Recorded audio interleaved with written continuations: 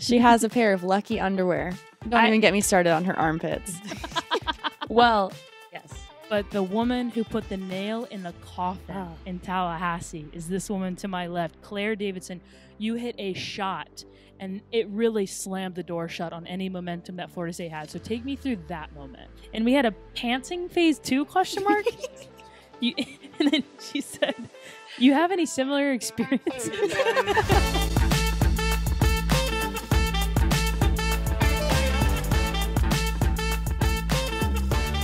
Welcome back to Softball Speakeasy episode 7. We are here inside the Duke Softball Stadium in the team room, and we have a very special guest. One of the best players in the country, one of the best hitters in the country, Claire Davidson.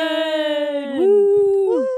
Thanks for being here, Claire. But before we talk with Claire, if you're new here, my name is Raine Wilson, and I'm a former Duke softball player turned broadcaster. And my name is Kelly Torres, current catcher on the Duke softball team. Softball Speakeasy is a podcast that'll be giving you next level access into Duke's 2024 campaign. We'll be following storylines throughout the college softball season, and we'll aim to give you a behind the scenes look at what it takes to play softball at the Division I level. It's getting better every time. In this episode, we'll be discussing Duke taking down Florida State and Tallahassee for the first time in Duke softball history. Congratulations, ladies. That's amazing. Thanks. We'll dive into Claire's career and her battles through obstacles and adversity. We'll continue the Softballers Anonymous segment with a juicy story. And finally, we'll get to some listener questions for old Claire Davidson to my left. But let's get right into it. So, Duke takes down Florida State in Tallahassee, and our guest today, Claire Davidson, was a huge part of that. But before we dive right into the weekend, I want to introduce Claire a little bit to folks who might not know her. She's a Florida or Virginia native. What do you claim as your... Honestly, it depends on the day, and it depends on who asks. I was born in Virginia, but my driver's license is Florida. Got it. Okay, so Florida/Virginia native. I'm a Virginia native, so we can claim that. Kelly's a I'm Florida native. Perfect. Let's go. Perfect. And she can do it all, pitching, hitting. But this year, she's exploded as one of the most dangerous hitters in the ACC. Off the field, Claire is a wicked smart and kind human being majoring in sociology with goals to travel the world. I was lucky enough to be your teammate for your freshman year, and it's been so amazing to follow you in your career. So thank you so much for joining us. Thank you for having me. And speaking of your amazing career, you probably had one of the best weekends of your career this past weekend. So I'm going to give a quick overview of the weekend and just then get both of your overall thoughts on your weekend in Tallahassee. So game 1, you end up winning that game 10-5. You homered early. You were the first one to throw the punch. Like, what was that like to homer early in Tallahassee? It was awesome. Coming into the weekend, we hadn't beat FSU at home, and to come out and score in the top of the first was huge. A huge momentum shift just to start the game off. Yeah, and you smacked that ball too. But going into the bottom of the 5th, you all were up 10-0 with a chance to shut the door, run rule them at their place. You end up getting the win, but were you all a little bit disappointed leaving that game, or what was the end of that game? What did that feel like? I think obviously when you're up 10-0 going into the 5th, you're like, okay, great, we can run roll. We can end this early. But they're not a team to just roll over and die. So they started throwing their own punches back, and it ended up being a lot closer than it was in the 5th. And they kind of carried that into the next day. But they're a good team, so they're not ever going to quit. Yeah, and on that next day, they ended up winning that game 4-2. McKenna Reed came in, pitched really well. Their hitters were prepared early. And so leaving that game, knowing that they tied the series 1-1, what was sort of the message in the locker room, if you will? I think we knew that we didn't play our best game, and we didn't adjust as quickly as we could have on game 2. And we were just excited to get game 3. We'd seen most of their pitchers except for Royalty. So we were like, we know what to expect. We know how they're going to throw us. And we just wanted to come out strong day 3. That's awesome. And you did just that. I want to focus a lot on game 3 because it was such a battle. It felt like you all had took what you learned from the first 2 games. They took what they learned, and it was back and forth up until the very last inning. You all were up 5-3. You end up giving 2 runs up, and you go into extras. Mm-hmm. But in extras, first and third, I want to talk about this straight off the bat. First and third, Jayla Wright is running. So were you all surprised? Because Jayla Wright is an amazing pitcher. Typically, pitchers don't run. And so were you all surprised by that move, or had Coach Young done that in practice, or what was that like? Yeah, I mean, I think that was the last person I was expecting to come off the bench, especially in that moment. She's literally pitching, and I am just like, what if she gets hurt? What if she slides? What if she, arm comes out of the socket. Like, what are we doing here? But at the end of the day, at practice, she runs every single day. And she is one of the fastest people on our team. By far. By far. Right. Yeah, she had a ton of speed. And like that, even that wasn't as surprising to me as the first and third play and how it kind of turned out. Yeah, and G is also not the fastest person to be in that position too. Like the two craziest people on the team to be in that moment. Yeah, and so to break that down for listeners and viewers out there, first and third came about because Frankie got on in the 8th inning, and then Jayla went in to run for her. Yeah, so if they had put Aaliyah, could have also ran, but if they switched it out, Frankie was out for the entire game. Right. So since Jayla was the flex, she was able to come in and out. Exactly. So, yeah, Jaylee goes in because she's fast. She ends up getting around to third after G bunts. Yes. So, Giselle Tapia, amazing player, amazing bat to ball skills. Not your typical bunter, I would say. No, and definitely not your typical base runner. So, first and third with G on first and Jayla, who doesn't get a ton of game time on the bases. And they pull off the double steal to score. Oh. What was that like? It was so fun watching. I was like going to get my helmet on to get ready to hit, and I saw it unfolding, and I literally had to put my stuff down. I walked to the edge of the dugout to watch it happen because I was just like, we practice it a lot. The runner at first just not going away, running back and forth, but it doesn't always work out. And I think we did the play earlier in the weekend, and we just ended up back at first and third. Right. But G just kept going and made the pitcher try and figure out what to do, and it paid off. Right, and that's a whole nother aspect to it. If young players are watching or travel coaches or any coaches, the play was that G was running to first and immediately tried to take second. So there wasn't like the next pitch she went and just created chaos. But to create chaos with two folks that maybe aren't your, like if D and Anna were on base or Kelly or you, like if that combo had been on base, that play makes a ton of sense. But they pulled it off. And in the dugout, like watching it as a viewer, the dugout was like, oh my God. I know. It was crazy. I was like, it was so exciting. The entire time. So that gives you all the lead in the top of the 8th. Yes. But the woman who put the nail in the coffin in Tallahassee is this woman to my left, Claire Davidson. You hit a shot, and it really slammed the door shut on any momentum that Florida State had. So take me through that moment. Well, I was 0 for 3 on the day. I had been trying to do a little bit too much, and I knew in that spot after Anna got the hit to score G, I was like, okay, all we have to do is keep it rolling, just a little single here. It was a little bit longer than a single, but it did the trick. That was amazing. I mean, I even saw your reaction in the dugout after Claire was rounding the base, and everyone was just like, oh my gosh. Yeah, because she's unreal. Unreal. Claire is unreal. Like, we were talking, I think it was Amina and I, and we're just like, what is Claire eating? Because we practice day in and day out, and then here comes Claire, hey guys, like all smiley, giggly, and just like hits one so far, and oppo too, and it just amazes me of the player you've become, especially in this last year. I love it. Oh, thanks. What an amazing moment for you all and for the program, because it's such a big, like they've been the giant in the ACC. We'd never won there. And for you all to do it was absolutely incredible. So take me through what the post-game huddle was like in the way home. Oh, it was pure excitement. Coach was so happy. She had a conversation with us before the game and was basically saying, like, this is our season. We've done a lot so far, but this game is the one to prove that we are legit. To win the series. I think that was the first time that they'd lost a series at home in like 12 years. I think it was 12 years. It's a long time. Yeah, and the first time they dropped an ACC series in 4 years or something like that. So very impressive stuff to go down there. And I think it was their alumni weekend. Is that right? It was. Yeah. Team 31 was in the stands. Yeah. So congratulations to you two. That is incredible and amazing. And to go off that too of what Coach said about proving yourself, I think that's spot on, because of course, like, you all have crushed many teams. Only the 1 loss to Oklahoma, now 2 losses to Florida State. But there's a lot of question about strength of schedule. There's a lot of questions about this, about that, and that was a huge moment. So mic bump to that. Nice. But Claire, I want to zoom you out a little bit and have you speak on that moment and that weekend from the perspective of overall for your entire career.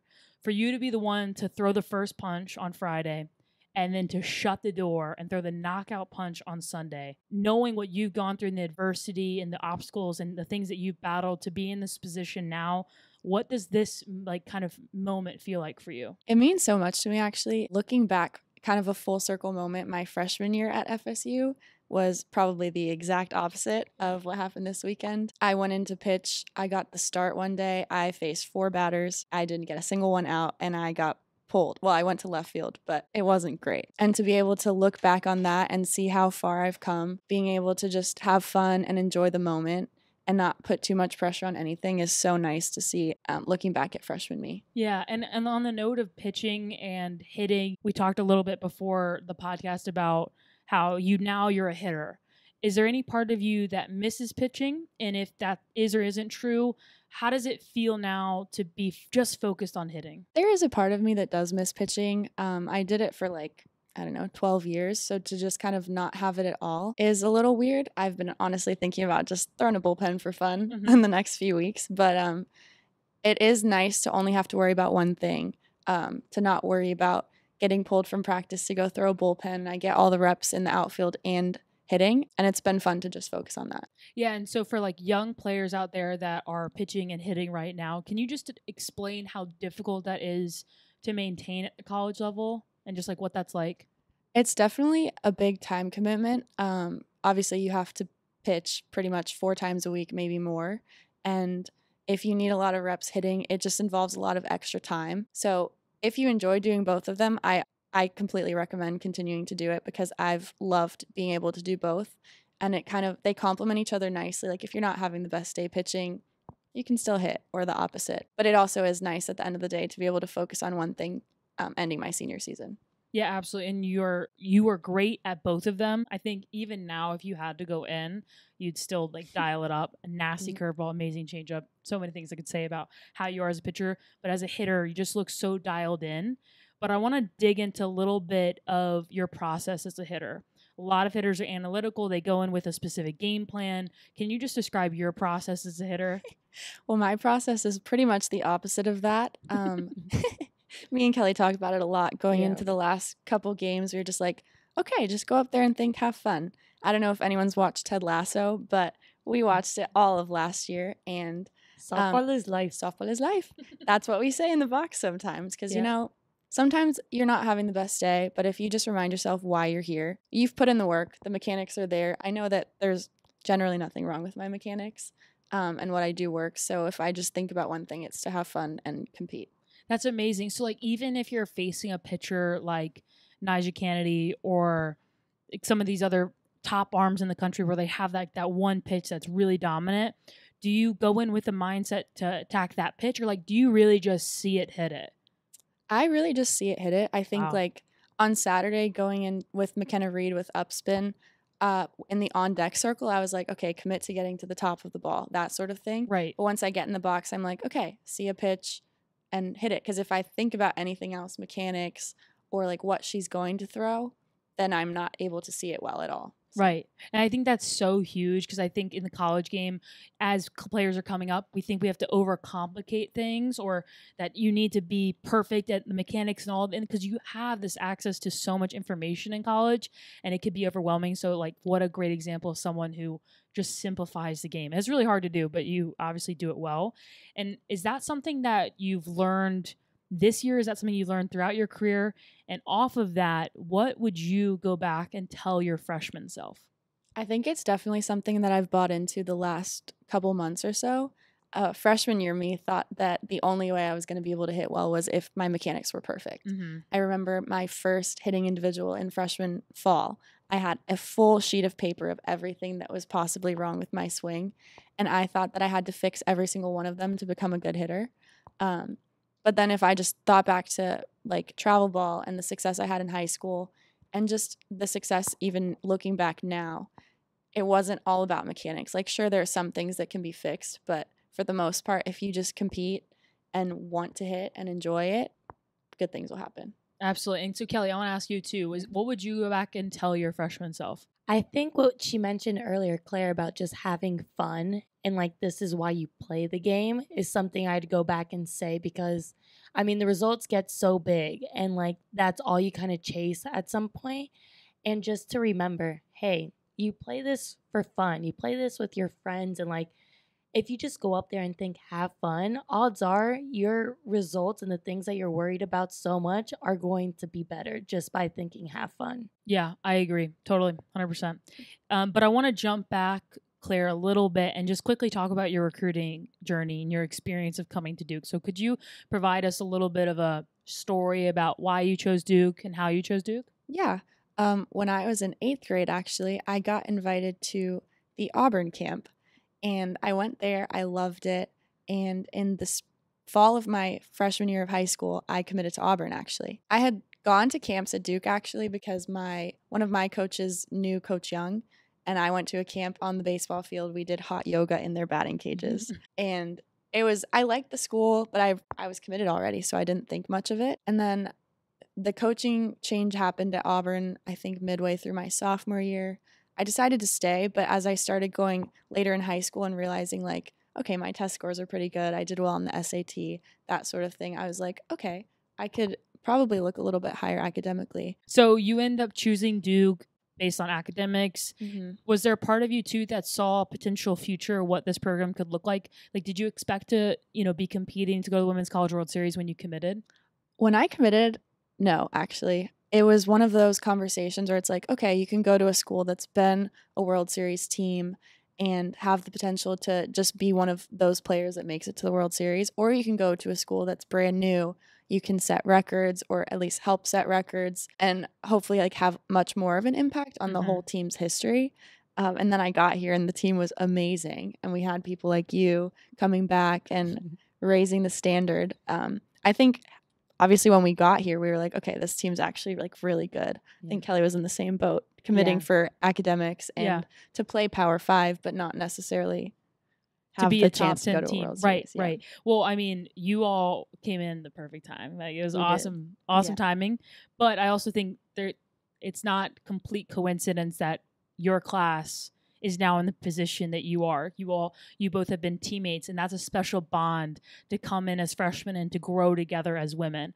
And so I want to dive into the differences and the similarities between you two right now with Claire or Kelly. So who has the cleaner locker? Me, easily. Claire. Easily. Who is the bigger nerd? Claire. Me. She reads like 10 books a week. Okay, so this is pretty easy. Who is more superstitious? Probably Claire. Probably me. What does that entail for you? For me, it could entail anything. The biggest thing is my hair. It really could be. If I do one thing, like put my batting gloves on right and then left, I actually do that every single time. If I put the left one on first, it's a problem. If my elbow guard is on last, it's a problem. If my hair changes, the only time I had bubbles this weekend because I'd hit bad for the week before. I like that. Change it up. Yeah. But the braid part at the top, that part doesn't change. Never changes. Never changes. Yeah, so going off superstition, you mentioned your hair, but what's the most unusual superstition you've ever seen a teammate or opponent do before a game? Opponent, I would say the girl from George Mason last year that licked her bat. Oh my gosh, that was so strange. But people that I know, she has a pair of lucky underwear. And don't even get me started on her armpits. Well, they are now shaved because we lost. So the thing with my armpits is once we start winning, the winning power stays. Mm-hmm. And I do that for the team, not for myself. So completely selfless. Yeah, and then the lucky underwear. So I hit my first home run in them. And then How long ago? I was in 8th grade. And I haven't changed. I've been 5'4", 145 pretty much since then. So yeah, and then I hit 2 home runs off Montana Fouts in them. Flex. Threw the runners out. That was the day I wore the second day of FSU in those underwear. So you can say all you want about their Wonder Woman, and they gave me powers. What can I say? Who am I to judge? Yeah. No, and then you got them in 8th grade. So what is that, like 8 years, 9 years? 8 years Yeah, old? I think we should hang them up after this year. I think you should put them in your locker. Yeah, and just leave them there for the freshmen to come in. Hang them off the bamboo shoot. Yes. So you both are superstitious. You both are seniors, grew up in this program together, but that was not the first time that you all had met each other. In fact, you'd faced each other in high school. So tell us a story about the Florida rivalry of you two facing each other in high school. Well, my team, American Heritage, we're from Plantation, Florida. It's south, and we drove up to Claire's high school because they were like one of the best in the state. We'll get to The that. country. The country. Ooh. And we haven't met, but I'm like, oh, this girl's coming into Duke with me. Is she good? Like, that's kind of like the vibe going in. So first at bat, I thought I went over. I was low-key pimping it. Off the wall. Double, though. Double, but it was Okay. close. Okay. It was close. At second, it was close or close to being a home run? Close to being a home run. Oh, I was okay. holding my breath. Yeah. Got it. But then second at bat, jam Jam shot. So 1-1. Okay. And then I don't even remember the third at bat. I don't even know if there was one because we run rolled. Yeah. Oh. Yeah. It was like 15-0. So you face each other as seniors in high school, and then you come in as freshmen. And Yeah. I know me and my freshman teammates, like, although I transferred, we're still close. We still share stories of like, wow, that was crazy. We were learning so much. We were scared. Do you two have any memories or like funny stories about your freshman year together? We have so many. We have a song. We do have a song. We bonded over mood swings. Yeah. Shawty little baddie. She would sing that part, and then I'd always go, shawty little boo thing, like in a guy voice. And like it stuck. Now, like every time we're in the car, we put that on. Mm-hmm. Every single time. Every single time that song goes on. So that's your memory from your freshman year. That song is like crucial. Well, I actually thought Claire hated me freshman year. Interesting. Yeah. During season? Well, not during season. Because I did. I was like, during season, that wasn't about you. I was in a bad place. No, well, I lived with DJ, G, and Lily, who were upperclassmen. Well, Right. DJ and G were upperclassmen, and all the other freshmen lived over there. So sometimes it was COVID. We can't go out. So I would see from my window, like, all the freshmen leaving, like, not inviting me. But we didn't live together. Yeah, it was my That's room tough. was the 4 other freshmen, Yeah. and we would just leave together. And I just look at you through the window. That's so sad. It's okay. That's sad. I went over to Tina's room, hung out with them, forced Aw. myself into their little group. to be fair, we didn't do it intentionally. It's okay. You were in our room a lot anyways. Yeah. Well, junior year, we got really close. Yeah, we shared an actual bedroom Yeah. and a cat, And basically. a cat. Pop-Tart. I'm like Cute. the stepmom. Cute. Yeah. Well, it's amazing that you all could be there for each other throughout the 4 years because every single athlete, every single college student goes through something throughout 4 years, if not many things. And so to see you all as like grown women now, it's really cool because obviously when we played together, you all were just little baby freshmen that were, figuring things out. Now you're grown women crushing it. I'm so proud to know you too. So we're going to move on to our favorite segment, Softballers Anonymous. If you want to submit your anonymous wild stories, please head to our link tree. You can find that in our Instagram bio or X bio. Click on that link. You'll find the Softballers Anonymous. Click on that and submit your wildest stories. And we have a wild one today. So this comes and it says, we used to do this thing called icing all throughout travel. But I guess this is not anonymous, so hold on. But our head coach would have us stay 4 per hotel room during tourneys. Very college-like. It's very college-like. And no one was safe. We used to pick locks with quarters and do icing, which is getting a bucket full of ice and pouring it on you during your shower. One time, this person had a bucket of ice with her, and when we snuck in to ice her, she threw ice back on her. What? Just out the shower. So I'm going to read that again because I'm confused. One time, X-person had a bucket of ice with her, and when we snuck in to ice her, she threw ice back on her. Maybe she meant on back them. on us, yeah. Oh, okay. I know who this is. Yeah, so actually this one's not anonymous. It's Kelly. So I'll read that one more time. One time, Kelly had a bucket of ice with her, and when we snuck in to ice her, she threw ice back on us.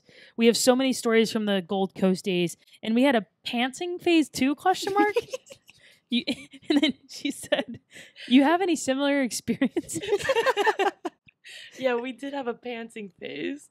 Shout out I Lindsay did Garcia. I mean, I guess this is not anonymous. It's just a fun story, but she's at Clemson right now.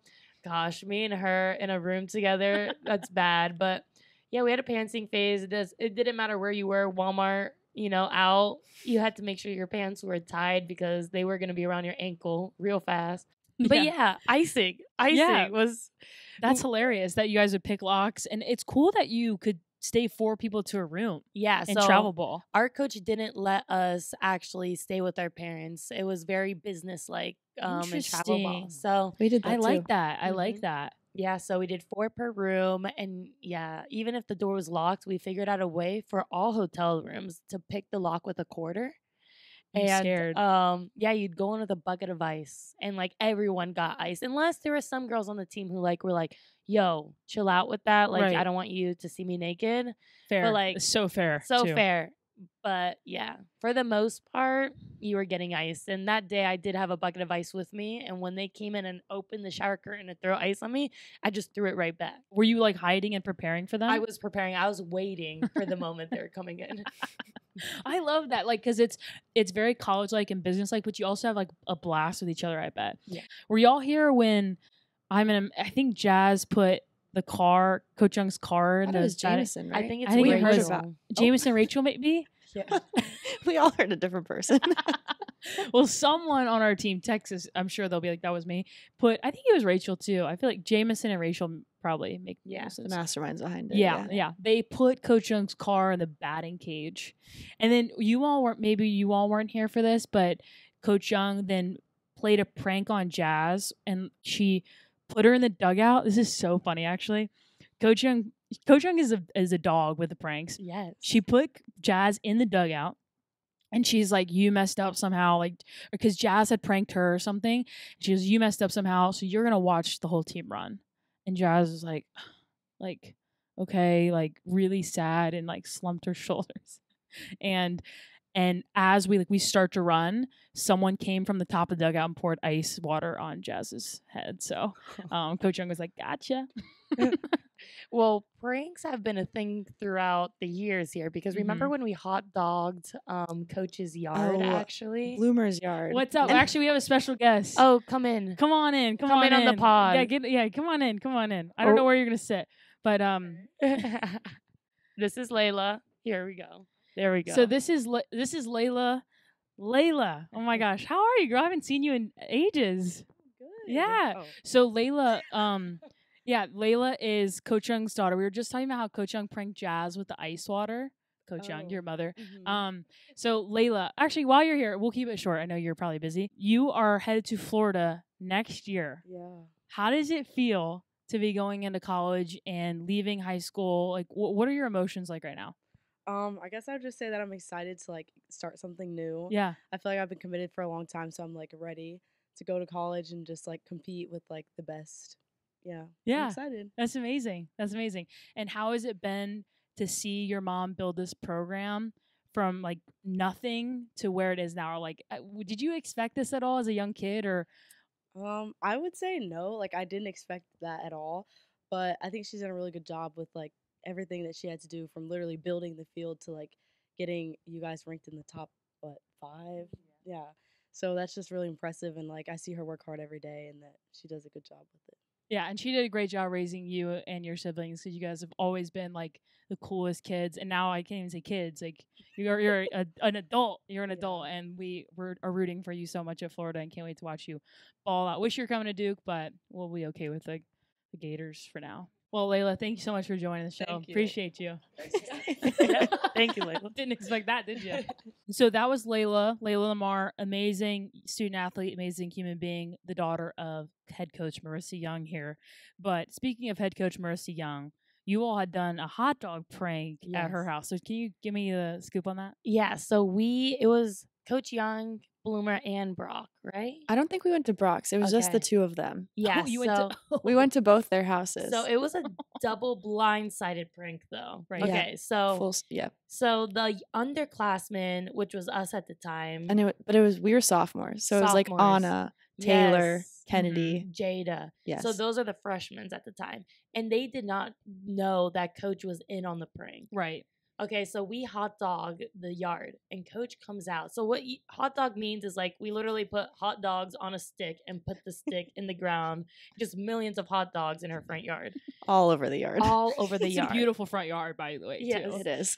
And she comes out while we're doing this and just starts screaming and reaming like, you guys are gonna have to run. And like you see like Frankie and Jade are like really picking up the hot dogs really fast. And like, come Running on, through the guys." yard. They're like, get out. We have to go. Pick them all up.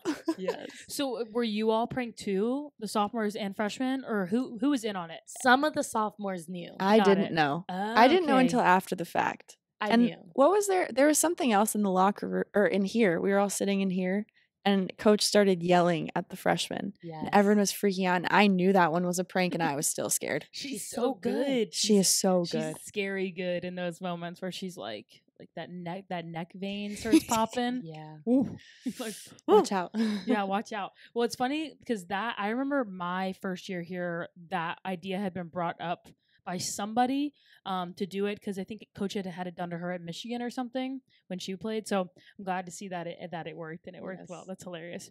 But off the note of pranks, let's just dive right into the listener questions that we have for Claire. So a lot of you wrote in listener questions for Claire. We're just going to pick a few of them. This one comes from Outside the Shoot, which is another softball podcast. They do a really great job if you're interested in listening to them. Shout out. Outside the Shoot, shout out.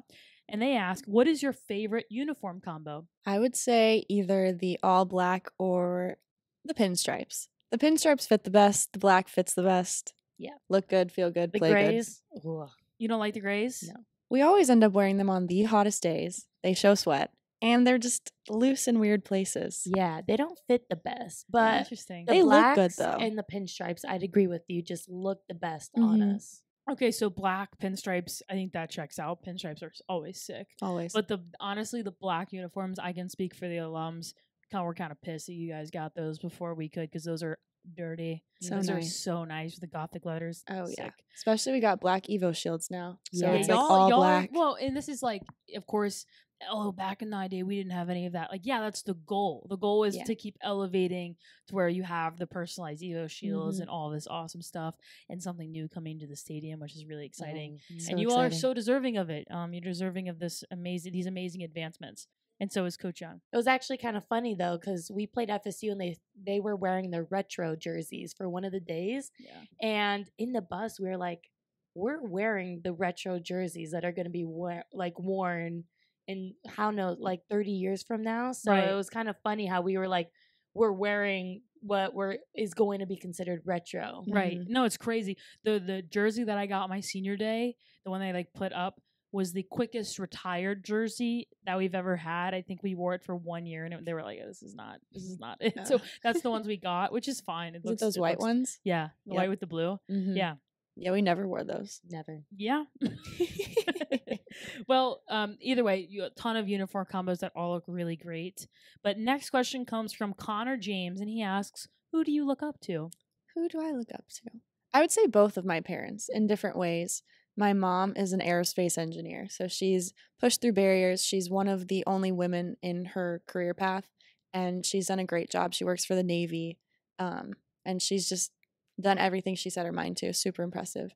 And my dad, also the same thing. He is the president of a company that does nonprofit organizations for college students to do robotic competitions. Wow. And so he gets to travel all over the world, and I've seen him just go and make friends with every single person he meets. It's super impressive. That's amazing. And then our final listener question comes from Brooklyn Marquez. And she's asked a ton of really good ones.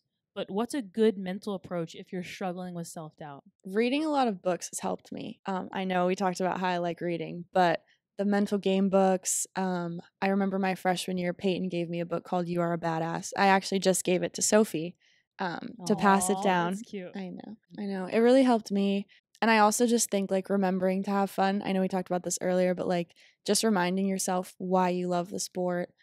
Self-doubt is super easy. This is a game of failure. You're going to fail sometimes, but remembering the good outweighs the bad, and it's such a fun game, and the results will come. Yeah, absolutely. And the final question, this is not coming from a listener, this is coming from me. And we talked about this a little bit last week, but what are the things that you think you'll miss most as a senior? I think just spending time with the team. We spend so much time together. The sophomores especially are so funny. There's like an endless supply of laughs, and just getting to travel together, make memories together, and just compete and have each other's back every single day. Well, hopefully we can continue playing together. Yeah. For She a wa- long time, yeah. Yes, well, she wants to also go to Europe. I would love to play in Europe. So if you're seeing this, like we're saying this right now, Claire and I are going to Germany June 2024. Yeah, or Europe. You're going to Or play Europe. in Europe. You're going If to any play European professional. coaches are watching, Please please hit reach us out. up. If any of you are interested in having these two play, email us at softballspeakeasy@gmail.com. And you could also use that email to submit listener questions, feedback, whatever you'd like. Well, Claire Davidson, thank you so much for joining us here on the show. It means the world to Kelly and I. It's been amazing to see you and Kelly's journey throughout your career. You're an amazing woman. The best is yet to come. Best is absolutely yet to come. And what are your Instagram, Twitter handles? Do you want to mention your Instagram handle? At Claire7 Davidson. I think for both. Yeah, if anyone NIL deals, shoot them her way. Claire7 Davidson, you're going to be competing with Spark. But other than that, you're open to deals. Yeah, I'm open. As long as they don't require video. Well, thank you all so much for watching, listening, viewing, and subscribing. New episodes come out every single Wednesday. And please follow us at SBspeakeasy on all platforms. And as always, if you're feeling kind, please rate us 5 stars wherever you get your podcast. That would mean the absolute world to us. But without further ado, we will see you next week on the show.